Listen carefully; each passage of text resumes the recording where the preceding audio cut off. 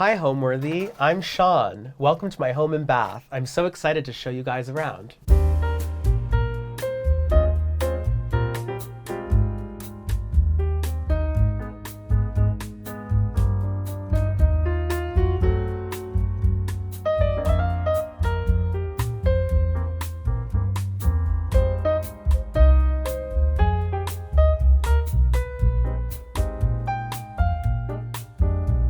You're watching Homeworthy, where we believe every home has a story. Before today's episode, click the join button below to support all of the storytelling we do on this channel.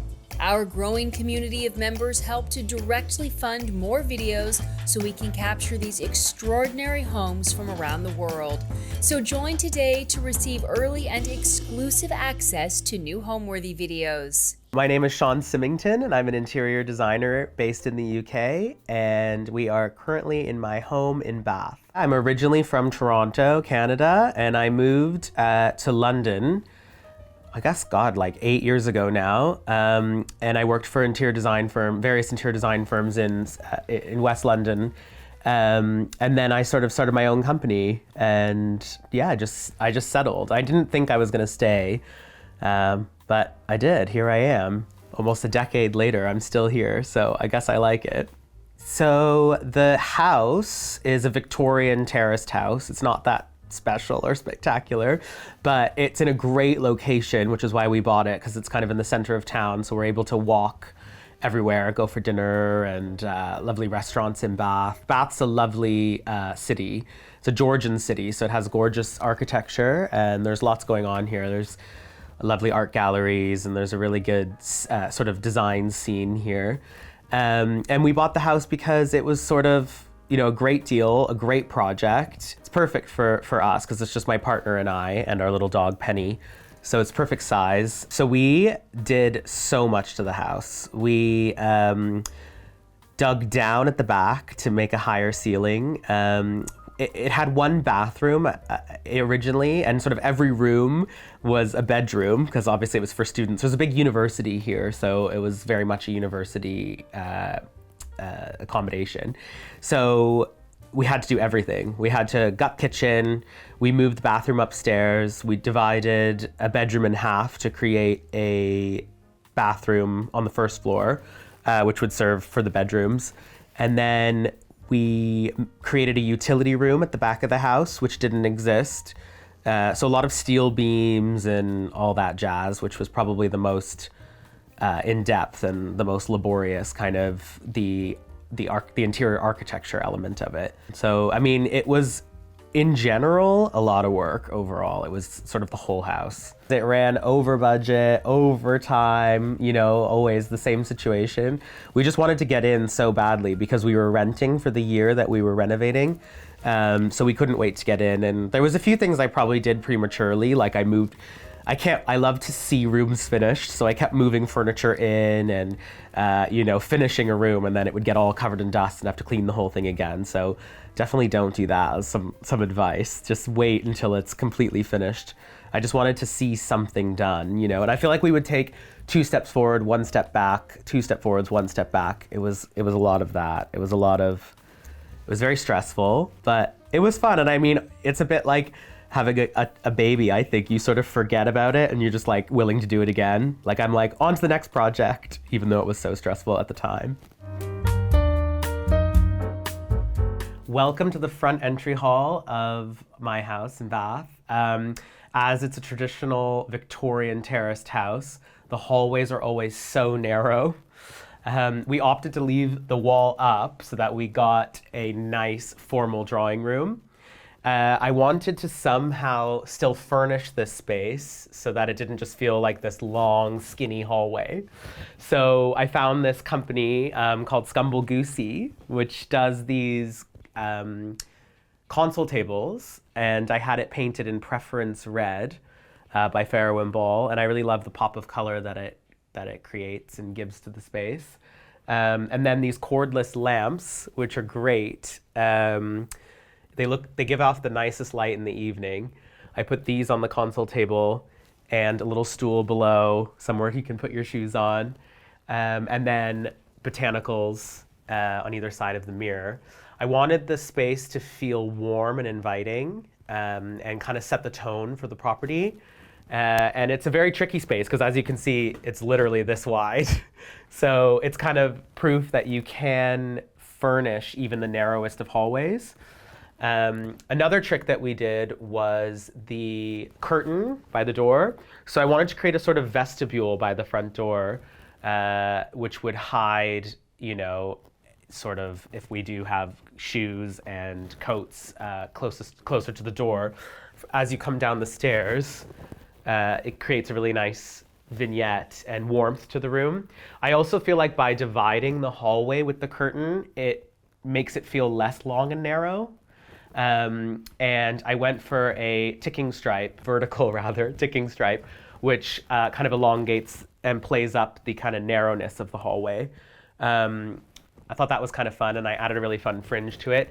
In the evenings, in the winter, it's really good too, as we close it, and it kind of acts as a really good draft exclusion, and privacy as the door is glazed. So yeah, that's sort of our hallway, and then we have a narrow staircase here, which goes up to the first floor.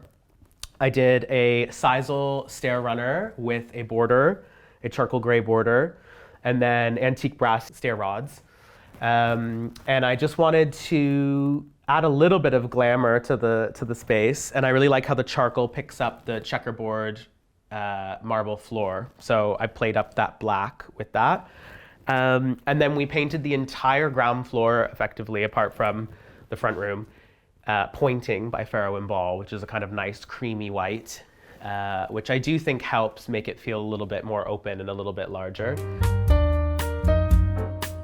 The drawing room, as I call it, which sounds a bit grand for a room this size, is a typical Victorian sitting room in that it has the bay window to the front of the house, and a fireplace with a chimney breast. So it's the typical kind of sitting room that you'd find in these Victorian houses.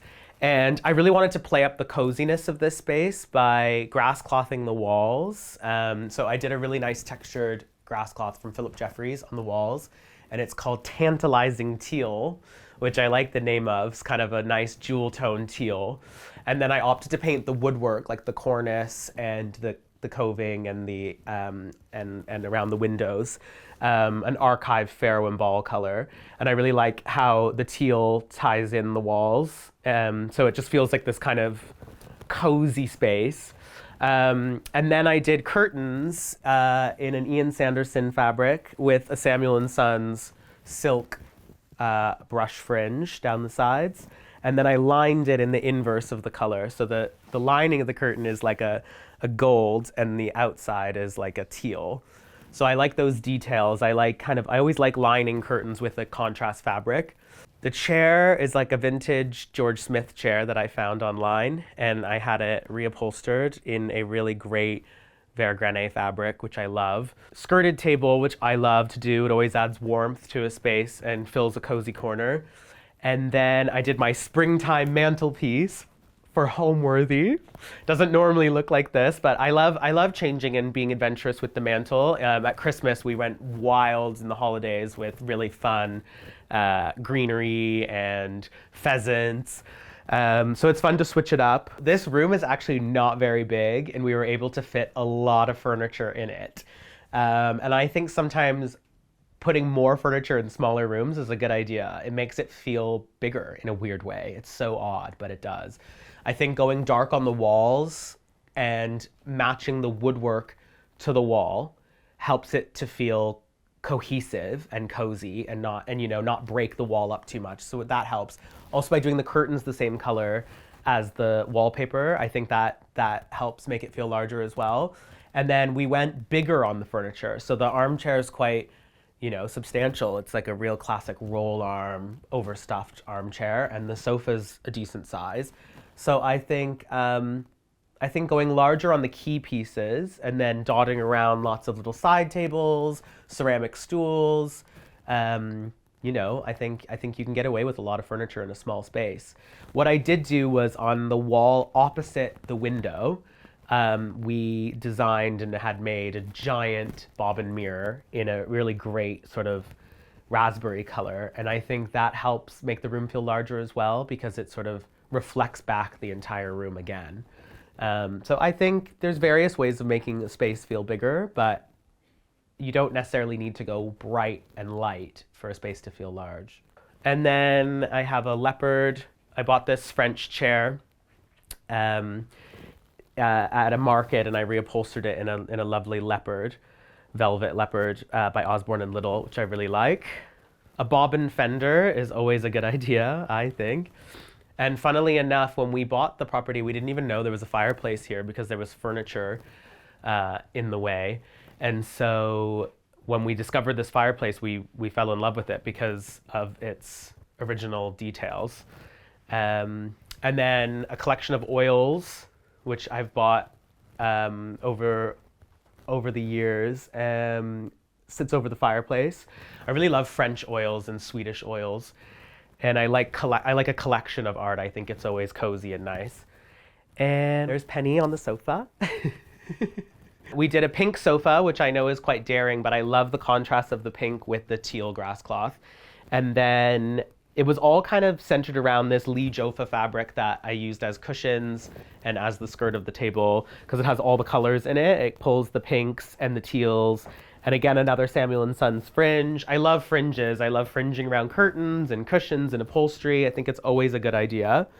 And then this cushion I did a little scalloped edge to, which I think is fun. A little frill is another way of doing it. You can do a frill, you could do a fringe, a contrast pipe, but either way, I think it's fun to edge your cushions and not just do them self-piped. The fireplace, which I have dressed for spring in the cherry blossoms. I opted to put wall lights above the fireplace, which I really like the low-level lighting that it provides with Penny Morrison shades. It adds so much warmth and coziness. We very rarely turn on the overhead light. We always have the lamps on. I think lamp light is always so much nicer. So this cushion is a bit of something silly, but it's from Furbish Studios. And it just says, "Not my circus, not my monkeys." And I just think it's silly and cute and fun. And I mean, maybe it's a bit kitsch, but I think it's kind of just adds something whimsical. I also collect Wedgwood. So in the bureau, I have a lot of Wedgwood collected. I have like the white urns that I've collected over time. And I like how clean it feels with just like all the white Wedgwood. And we do pull it often. Like I use it a lot for fresh flowers and things. So my home is very much a reflection of my taste, which is layered and colorful. And I always say it's like traditional, but with a fresh whimsy. I'm so sick of saying that. People always ask, what's your aesthetic? I'd say traditional. It has a traditional undertone, but it's a bit more youthful, a bit more playful. I mean, today I pulled out all the stops for Homeworthy. So we did a really springtime mantle behind me. I love being able to change it up and do different things. Like the bureau behind me, it drops down and we dress it as a bar sometimes. My partner will work there a lot. He pulls up a chair and sets up his laptop and works there. So I want it to be flexible and adaptable, but overall like cozy and warm, and push the boundaries a little bit. When you work in the industry, you very much, produce what the client brief is. And when it's your own house, you can be a little bit bolder and take a few more risks, So I had a lot of fun with color and texture and yeah. And like I said before, being able to swap things around I think was really important. So, we might paint the bobbin mirror blue tomorrow or green or, so I think it's always evolving and it's always changing. But yeah, I would say overall it's eclectic, whimsical, and layered. The English look is such an interesting thing because often it's inherited. So I go into with my job, I go into so many houses that are, passed down from generation to generation. And I think, but it's a very hard thing to do unless you've sort of collected over time. So to create that look all in one go can be difficult sometimes because it's like those rooms weren't decorated, in an hour. They took time. They took years of inherited antiques or collecting. So I think to get that look, to get that kind of layered English eclectic look, I think you just need to be brave, and I would say shop vintage and antique more. So instead of going and buying a whole bunch of new stuff, just take your time and collect, and buy a lovely old chair and maybe live with the fabric for a little while. Often English interiors aren't perfect either. It's a bit shabby. It's not perfectly polished all the time. So I'd say that would be my advice. If you're on a budget, I think go online, like buy from eBay. Buy a lovely old chair from eBay. I think that's so much nicer than going to a high street retailer. And if you're not on a budget, then I think mixing eras of furniture is really important as well. So, combine a lovely old Georgian chest with a bamboo side table, or, I love a glossy tray on an antique piece of furniture. So I think mixing eras is really important, and mixing fabrics, and not having it look like it all just came from a catalog, where you just bought it all, bought the showroom, bought the show suite. So yeah, I think that's the key, is collecting. Okay, so the kitchen is the space that we did the most structural work to, because it was actually very small before, and it was very closed in, and there was only one bathroom for the whole house, just there. And then none of this existed, basically. And so what we did was we opened it all up, including the staircase, to make it feel more open and brighter. And the real challenge in this space was that there is not that much wall space for cabinetry. So we were working with this existing chimney breast, and it's in a lovely bath stone, which would have been original to the house. And so I knew I wanted to work with this, but that meant, sacrificing this whole wall of storage, essentially. So I thought it'd be the perfect place for the range, which I put in, found one that fit perfectly inside. And then I've had these alcove units, we designed these alcove units and had them made, which sit either side of the range. And then that left me with very little counter space. So I tried to go as large as possible with the kitchen island, and I took it all the way to the end, and there's a lot of space on the other side. But what's good about this is it gives us loads of prep space, and loads of space to lay out everything. So our whole life is the island.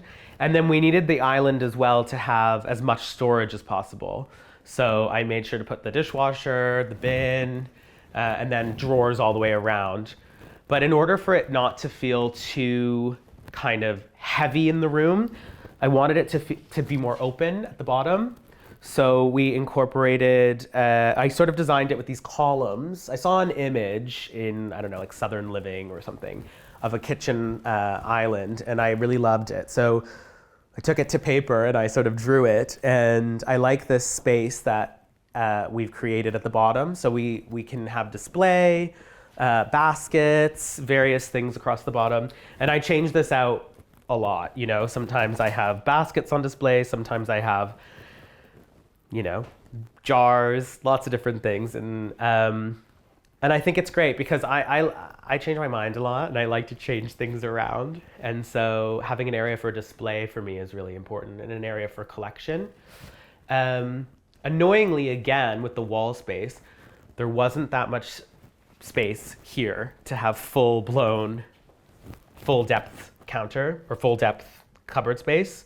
So I designed this plate rack, which I thought was quite cute. And we do use these, we pull them out, use them for dinner, and I think that's quite good. I definitely think the practicality of it is actually quite good, but I love what it provides. I love the color, and again, it allows an opportunity to change. Maybe one day I'll find the most amazing dinner service, and I'll fill this with the dinner service that I buy at an auction. A giant bowl, for example. I just bought this the other day from a market, and it came from France, and it's huge. So it would have been a very, very big old dough bowl, which I think is great. And I love the green glaze in it. So we're always changing and accessorizing, and I wanted an opportunity to have space to do that.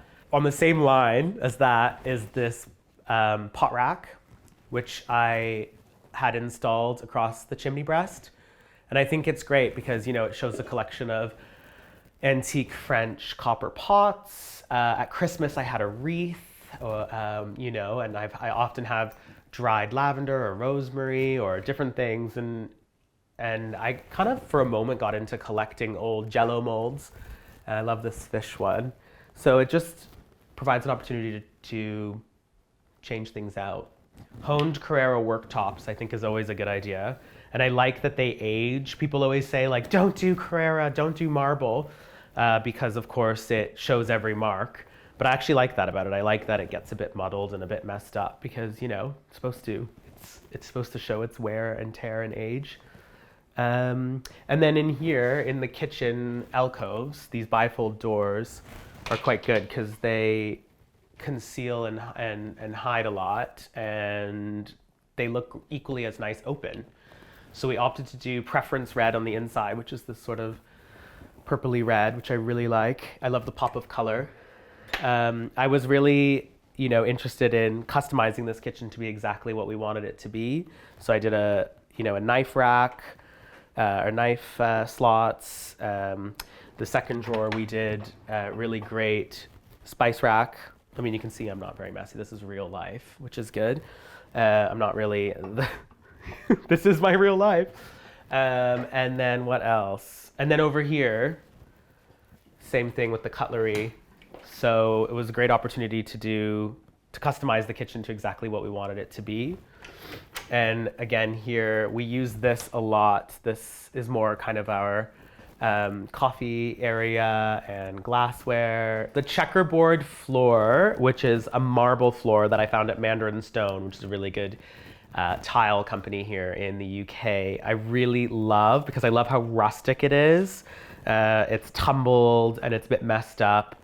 And I carried it from the front door through to the kitchen, which a lot of people were like, what are you doing? It's such a small house. It's going to feel too grand. But I love it because I love that it just gives this kind of sense of classicness, and also it's super practical and hard wearing because, the more messed up it gets, the better. A bit like the worktop.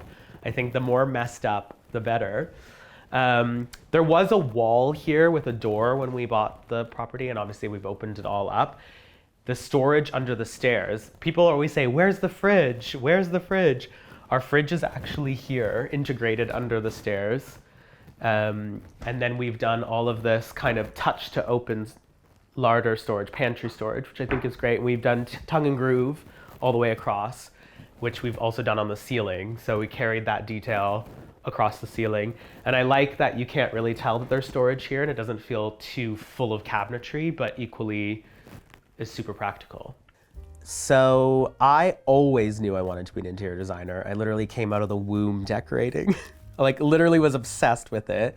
And yeah, it's really rare that happens. Like, the older I get, the more I realize that is kind of such a blessing that I did always know what I wanted to do. It was such a lateral career. It was such a kind of lateral, aspiration, I guess. I think like it's just something that I inherently love and that I was sort of good at, I guess, and what I really enjoyed. So yeah, I always knew I wanted to do interior design. I studied interior design in Toronto, so I went to university there. And then I worked for various design firms, as I said earlier. And I think that's important too. I think gaining various experience from, various design firms is really helpful because you can take a little bit from each one that you work at.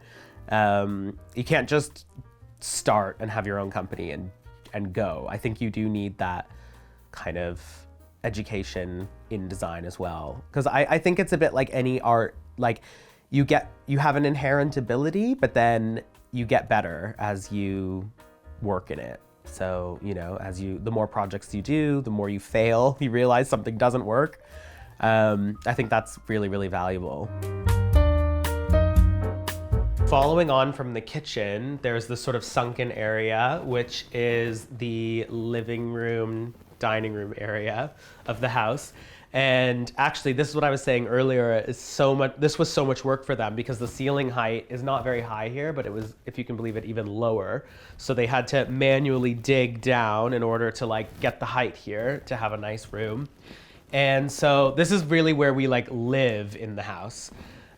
We designed this joinery that goes up and over the sofa. And we did it the same color as the kitchen, the setting plaster pink with preference red on the inside. And then I did these nice library lights across the top. And we love sitting here. It's cozy and warm, especially with the lighting next to the sofa. It's great for reading in the evening and watching TV. I picked up this artwork in a market in Paris, and I had it framed in a bobbin frame, and I love the colors in it. And that was actually kind of the jumping off point for this room because I loved the teal and the kind of greens and the yellows. And then the Pierre Frey Pomme de Pin, I love this fabric, which has the kind of pinks, the reds, the yellows, and ties all the colors from the kitchen in. We then did a seagrass rug, and I had 2 French chairs that I found at market as well, upholstered in the Pomme de Pin with some bullion fringe around the bottom, and they're just fun and kind of silly. So annoyingly, this space is not that wide, and it needed to serve as both living room and dining room for the house. So originally I was gonna float the sofa in the middle of the room and have TV here, but it wouldn't have been enough space to also dine here.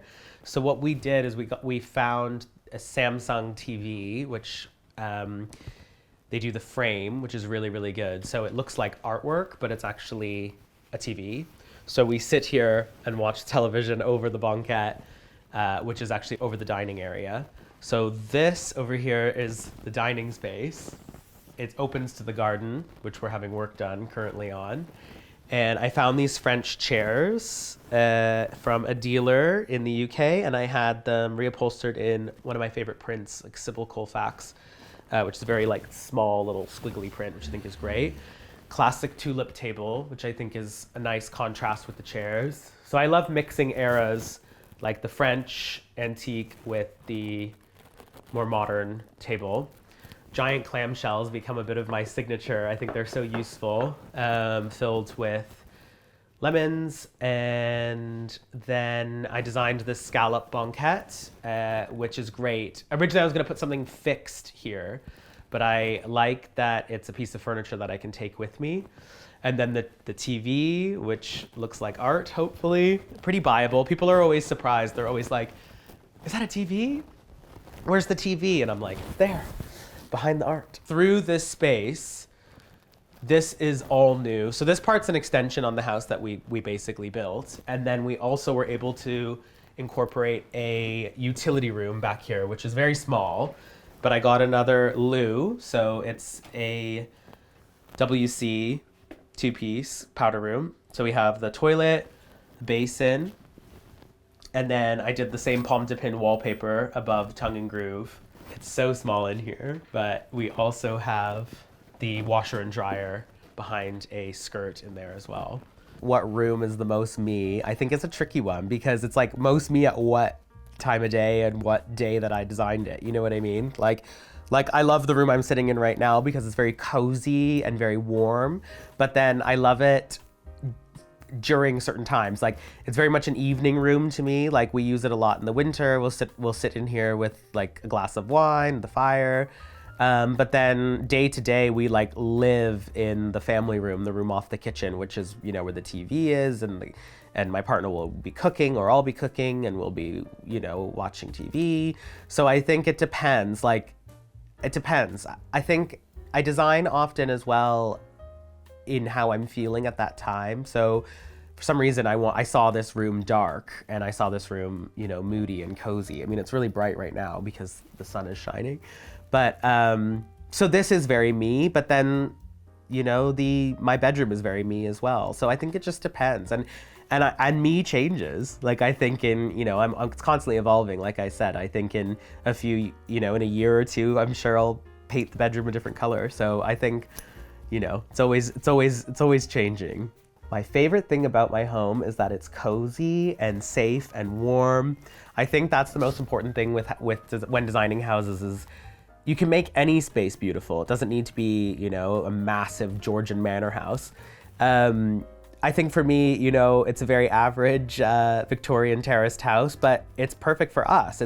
It's our little jewel box, I guess, in the city, and we love this city. I absolutely love living in Bath. I love how convenient it is, and I love how beautiful it is. We're constantly filled with inspiration just by living here because the architecture is so gorgeous and the surroundings are so nice. So, and with my job, I'm so busy. I'm in and out of London all the time. I'm always, all around the UK and France and various places. So it's such a nice home to come home to. It's like manageable, it's perfect, it's cute.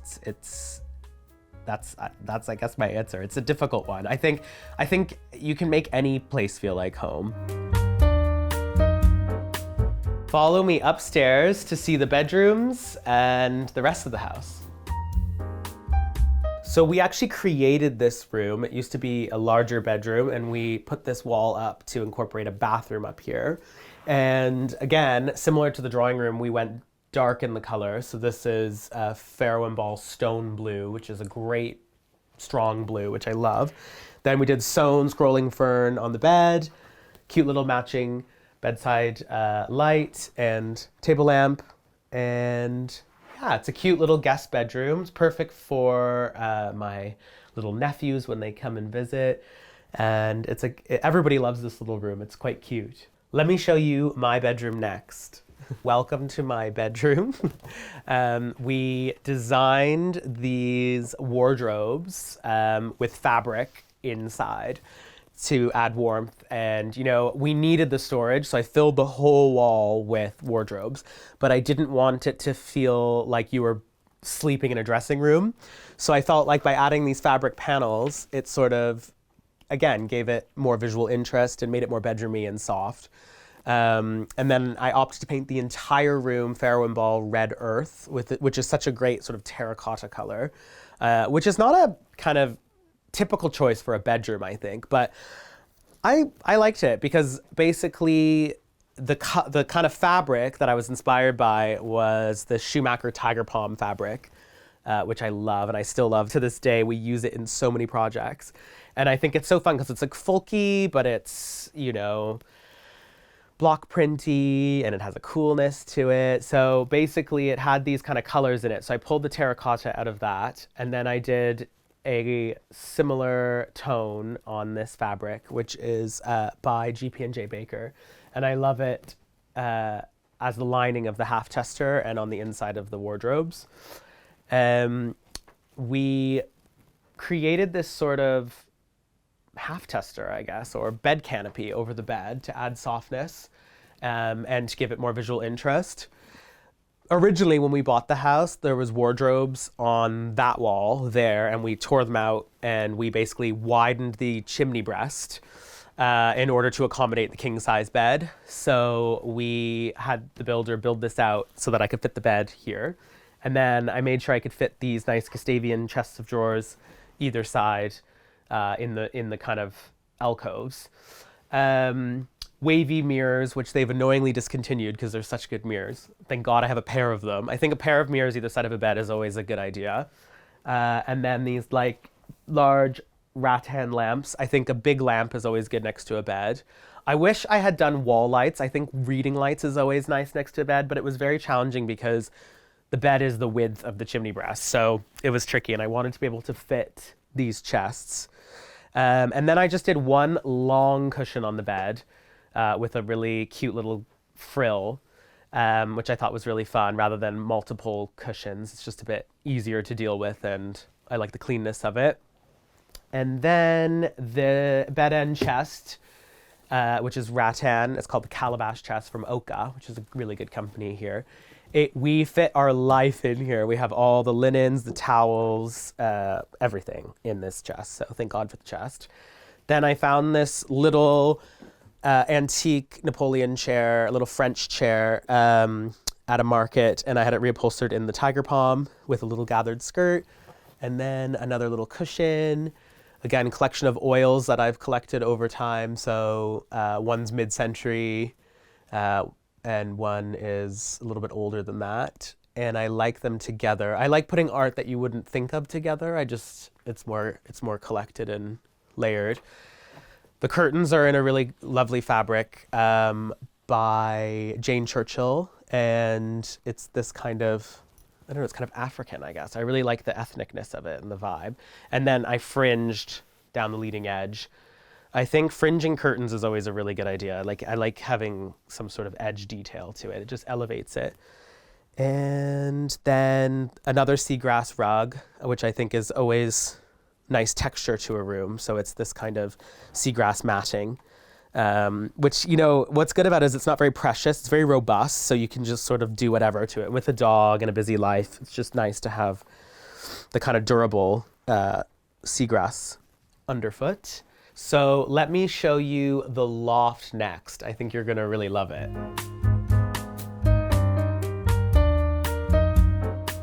So another big part of the renovation was creating this loft space in the house. And I didn't want to take up too much space from the bedroom below. So we had to do this sort of really U-shaped staircase, which is quite narrow, but I think it was worth it because it allowed us to not compromise the rooms below. This is a really good guest bedroom. And I actually love how cozy it is up here and how cool it feels. We basically had designed this headboard, again with a really great fringe around the sides. And it's in a Fermoy stripe, and I did a Samuel & Sons fringe around it. Wall lights here work really well, a bit like the opposite of my bedroom where the bed is actually in a recess with this one. We then did curtains on the Velux windows, which I think work really well because it's a good solution for a Velux window rather than the typical blinds. It adds softness and interest. This Pierre Frey fabric is one of my favorites, which we then used as curtains, cushion, and a little settee at the end of the bed. Funnily enough, probably one of the most expensive things in the whole house is this little settee, which is so random because it's up at the top in the loft. But I did a Samuel & Sons fringe around the bottom of this little sofa, and the fabric and then the actual sofa itself came to a lot of money, but I think it was worth it because it's very cute. And I love the blues and the raspberries and the colors that it has in it. What we did do here is we built these bookshelves in order to accommodate the books, but also allow for storage. So I did these sort of jib storage doors here so that we can, you know, put Christmas decorations, San Pellegrino, extra supplies. It's just a really handy little storage space. And I like that you can't really see it. It feels concealed. And we did that on both sides of the eaves. We created these beams as well. We added these timber beams to add character. So we did one here, there, and on the other side. And yeah, overall, it's just a cute little guest bedroom. Just gotta mind your head. I think home for me is a space that feels reflective of me, I guess, and it's kind of my refuge. I love being surrounded by things I've collected and being, surrounded by things that have memories associated with them. So, I always think of when I see items that I've collected or furnishings or artwork even, I associate the memories of when I purchased it. So yeah, I think that's what home is. Home isn't just thrown together and, bought from a catalog, like I said earlier. Home is definitely a place that is filled with things that are very personal, which is what I love about my job. I love being able to design people's houses that are a reflection of them. And that's why every project's different and every brief is different, because at the end of the day, it comes down to the person and the client. So yeah, I think that's how I would define it, I guess. Thanks for watching. Be sure to go to homeworthy.com for exclusive content, shopping guides, and so much more.